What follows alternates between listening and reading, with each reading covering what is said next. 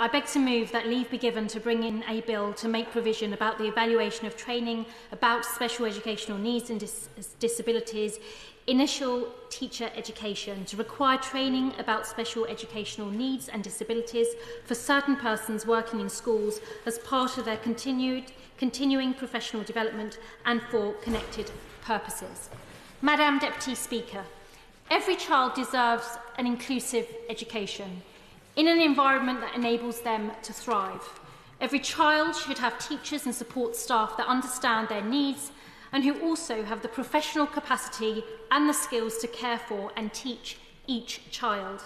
I'm proposing this bill in this House because sadly that isn't the experience for many children with special educational needs living in my constituency.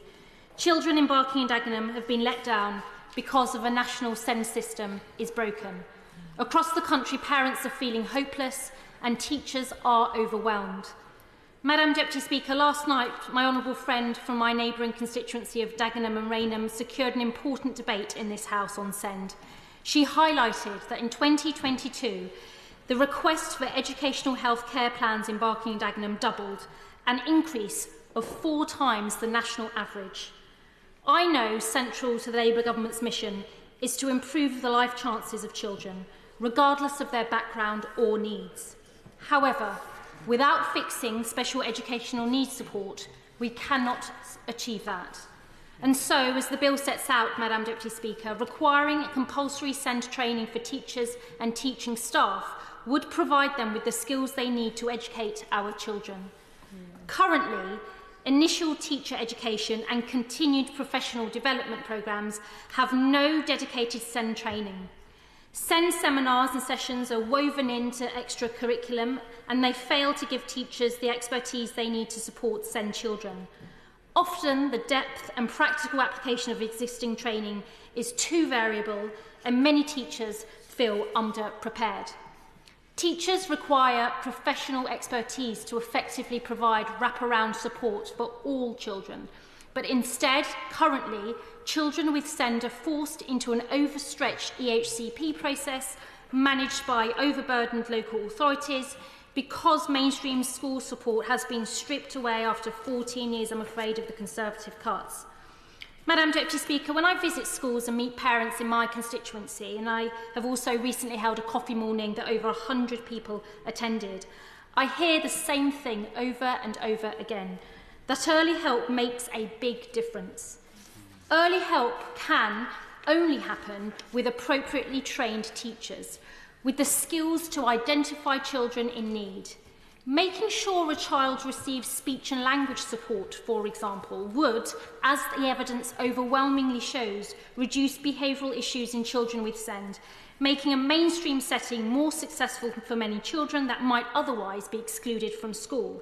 Indeed, SEND children are 5 times more likely to be excluded, and they have some of the widest attainment grades of any demographic, impacting earning potential and overall life chances.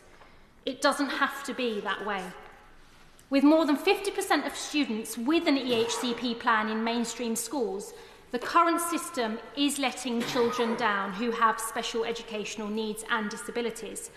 Schools, of course, are trying their best, but the truth is teachers feel ill-equipped to provide support for children with SEND.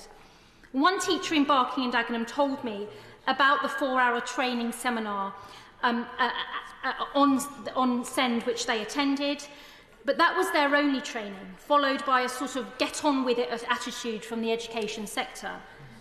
The lack of training means well-meaning teachers inevitably create an exclusive education environment, resulting in 9 out of 10 children with SEND being left behind.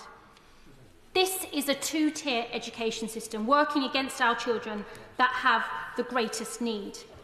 Early intervention must be at the core of the government's SEND strategy, but it won't be successful if it's left only to SENCOs and teaching assistants. This bill seeks to address that. For most schools, a dedicated SENCO on the school's senior leadership team is a nice-to-have rather than a must-have. And parents, certainly those who I've met in my constituency, are often left wondering who they can turn to as they fight to get the support that their child deserves. One parent in my constituency told me about the exhausting decade they've had fighting for an EHCP plan for their son who has autism. And after 5 years, a school becoming too difficult a challenge for her son once he started secondary school, in 2020, her little boy was referred by the NHS to neurology, but it took until 2024 for a doctor to confirm that he also had epilepsy, which was causing brain seizures resulting in short absences.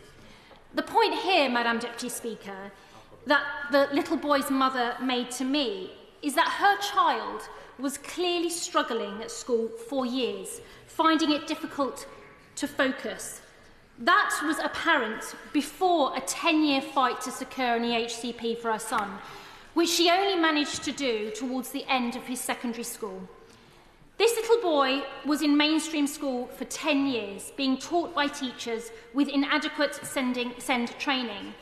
His mother feels that equipped with better skills and training on SEND, teachers would have identified the need for her child sooner and they could have helped him earlier.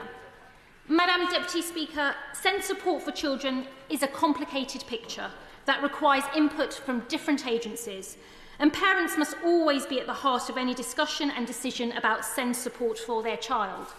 This is especially true for the many children who will and do fall short of the statutory duty to secure an EHCP. And with the lack of specialist support or training from teaching staff in mainstream schools, those children are too often left unsupported. Of course, for some children, access to specialist SEND schools is the most appropriate fit. However, the majority of SEND children are in mainstream schools, and therefore we must recognise that our schools should fundamentally shift to being better equipped, with teachers better trained to support children with SEND. Because SEND children deserve the opportunity to succeed in our mainstream schools.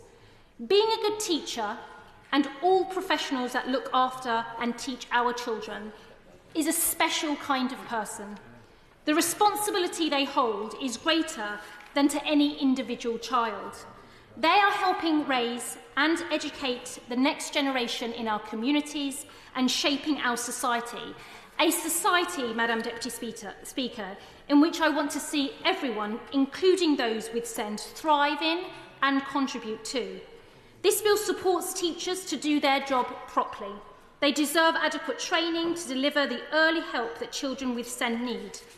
I ask honourable members from across the House for their support for this bill so that we can begin to fix the broken SEND system in this country. Thank you. Yeah.